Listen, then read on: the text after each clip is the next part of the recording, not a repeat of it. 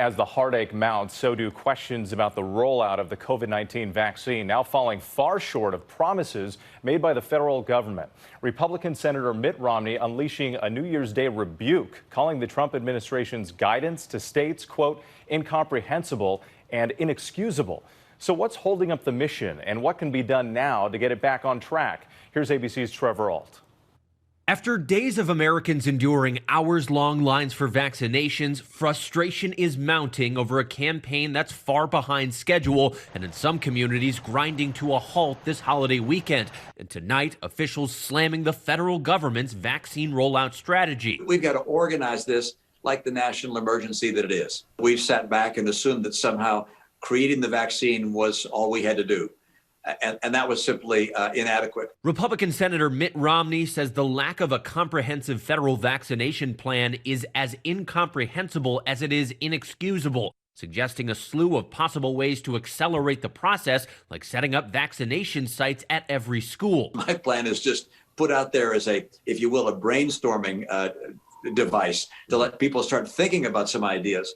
But let's get going with a plan that will really get our people inoculated. President-elect Joe Biden tweeting Friday, the Biden-Harris administration will spare no effort to make sure people are getting vaccinated. The U.S. came up about 17 million vaccinations short of the 20 million promised by the new year. And if the pace doesn't pick up by the end of January, some initial doses of Pfizer's vaccine could potentially expire in freezers and refrigerators. This part doesn't feel like warp speed. This is a national emergency. 3,000 people a day are dying. With the brunt of the planning falling to large hospitals, small clinics, and private pharmacy chains, states have so far administered dismal percentages of their stockpiles. And Texas has hundreds of thousands of unused doses, but this massive civic center site is closed for the holiday weekend. 100,000 Texans need to get vaccinated on a daily basis. And you can't do that calling around pharmacy stores. And tonight in Wisconsin, neighbors reacting to a pharmacist accused of deliberately sabotaging hundreds of doses. There's people that should have got those shots.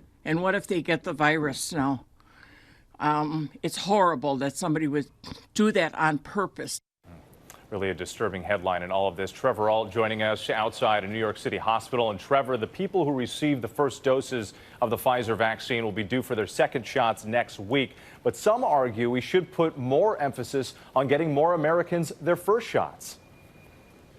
Oh, that's right, Whit, and other countries are considering that too, altering the dosing regimen to get more people the first shot and at least some level of protection. But Dr. Fauci and other public health officials say at least for now the U.S. is going to stay the course, waiting 3 weeks between Pfizer shots and 4 weeks for Moderna.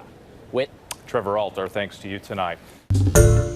Hi, everyone. George Stephanopoulos here. Thanks for checking out the ABC News YouTube channel. If you'd like to get more videos, show highlights, and watch live event coverage, click on the right over here to subscribe to our channel. And don't forget to download the ABC News app for breaking news alerts. Thanks for watching.